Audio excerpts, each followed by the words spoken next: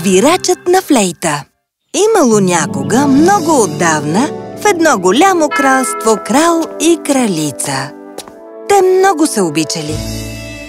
Живеели уютно и щастливо в своя замък. Но един ден кралят се уморил и станал неспокоен. Искал да замине да воюва, за да изпита силата си. Алина, скъпа моя, помниш ли онези славни дни, когато участвах в битки? О, помня. Тогава беше много смел. Бях ли? Това значи ли, че вече не ме смяташ за смел?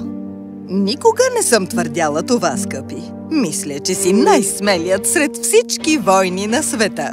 Ха-ха-ха! И аз така мисля. Но ми липсват онези славни дни, когато завладявах кралства и всички велики войни се прекланяха пред моята мощ. Ами...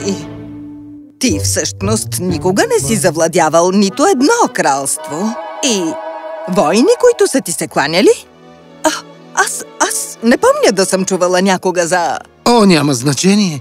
Просто искам да кажа, че искам отново да изляза и да преживея онези дни.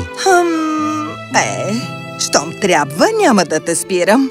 Направи каквото искаш, но те моля, върни се жив и здрав, защото много ще ми липсваш. О, много скоро ще се върна, любов моя.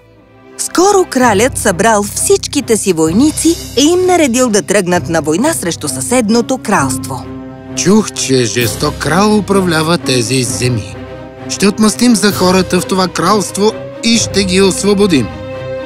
Крал Брайан и неговата армия се сражавали с злия крал храбро и неудържимо. Но накрая крал Брайан загубил и той и цялата му войска били затворени в тъмницата на жестокия крал. Там горкият крал Брайан гладувал и се отнасили много лошо с него.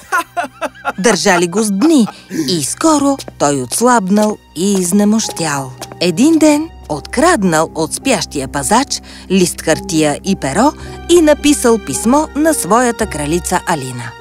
Кралице моя, затворен съм в тъмницата на злия крал. Моля те, донеси всичкото злато, скъпоценностите и всички ценности, които имаме, и ме спаси от това нещастие. Моля те, побързай, скъпа. Кралят извадил една гривна, която държал скрита в дрехите си. Тя носела емблемата на кралството му, така че всеки би могъл да я разпознае. Увил гривната около писмото и я хвърлил навън през една пролука в стената. Дано някой успее да я намери. Само дано не се окаже някой враг. Гривната била много лъскава и така привлякла вниманието на една птица. Малката птичка се приближила до свитъка и го грабнала с гривната. Летяла над земята и накрая спряла да си почине до един човек, който седял под едно дърво. О, здравей! Да видим какво си донесла. Гривна! О, тя носи емблемата на нашия крал. Как се озовала тук?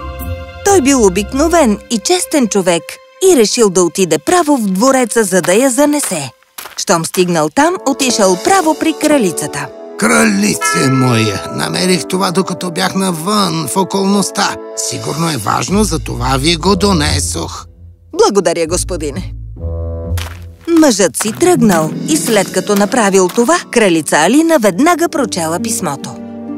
Изгубил е войната и е затворник? О, не! Любимият ми е затворен в друго кралство. Какво ще правя? Ако отида сама в двореца на жестокия крал, той може да заключи и мен. Но не мога да поверя на никого такова богатство. И кралицата измислила план да спаси своя любим и да го измъкне от лапите на злия крал. Същата вечер отрязала красивите си дълги коси и си облякла тъмна мантия. Досущ като момче съм. Надявам се злия крал да се заблуди напълно. Взела със себе си една флейта и се измъкнала от двореца. Кралица Алина вървяла през нощта и се молила всичко на другия ден да мине добре. Щом слънцето изгряло, тя стигнала до кралството на злия крал. Отишла в двореца да се срещне с него и била много притеснена, когато стигнала там. Кой си ти? И защо идваш в моето кралство? Здравейте, ваше височество! Аз съм странстващ свирач на флейта от далечна страна. Чух за вашето величие и реших да ви посвиря на своята флейта. И мислиш, че музиката ти е достатъчно добра, за да ми се хареса? Каква смешна идея! Моля ви, нека ви свиря само една мелодия. Обещавам ви, никога не сте чували толкова хубава мелодия като моята. Добре тогава, както искаш. Но внимавай, момче! Ако не харесам това, което свириш, ще те хвърля при всичките си останали затворници! Кралица Алина се зарадвала, че успяла да измами краля и приела условието. Извадила флейтата си и започнала да свири толкова хубаво. Кралят започнал да се възхищава на прекрасната мелодия. Скоро останал като хипнотизиран от нежните мелодични нотки, които излизали изпод пръстите на кралица Алина. Свирила доста време и накрая песента свършила. Наистина беше много хубаво. Прав беше. До сега не бях чувал толкова красива музика през целия си живот. Защо не останеш в двореца ми и да ми свириш? Съжалявам, ваше височество, но музиката ми е толкова хубава, само защото пътувам много. Всичко ново, което виждам, прави мелодиите ми толкова красиви.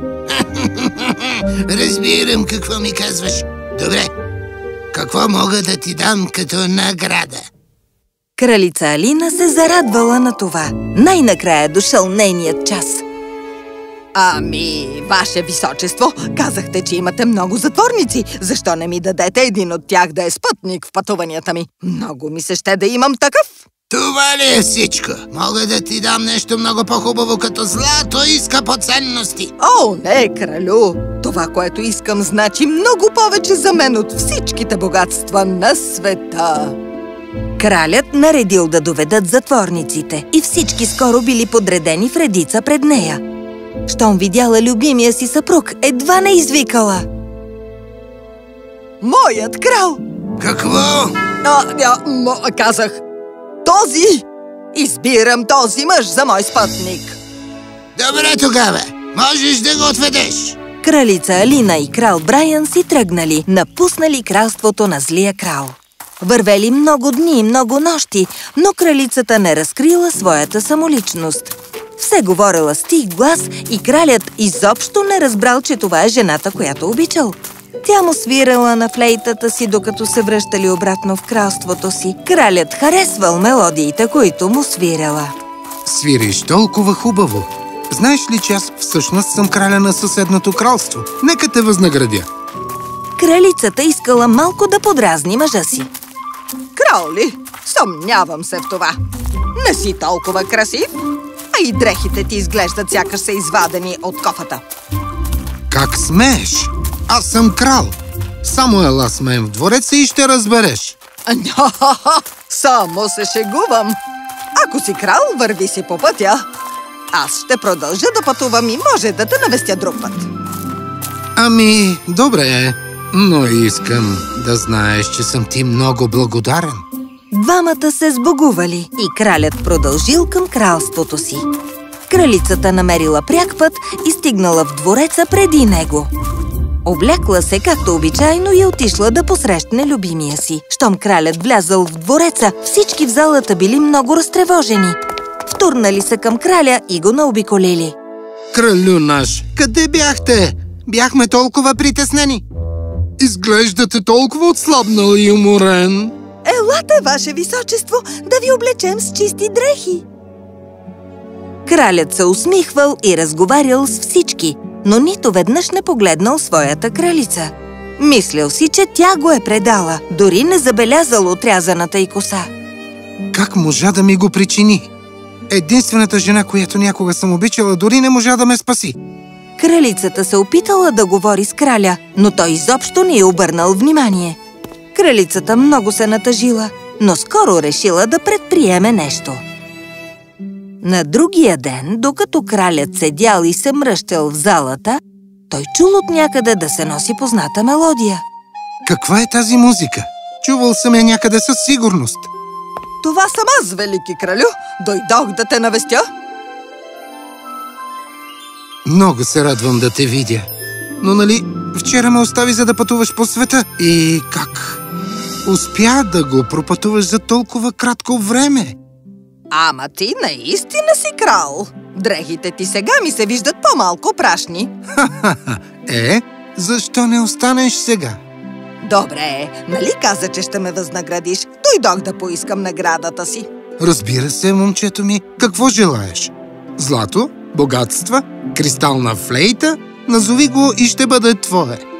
Нищо от това няма значение за мен. Искам само едно нещо и това си ти. Този глас?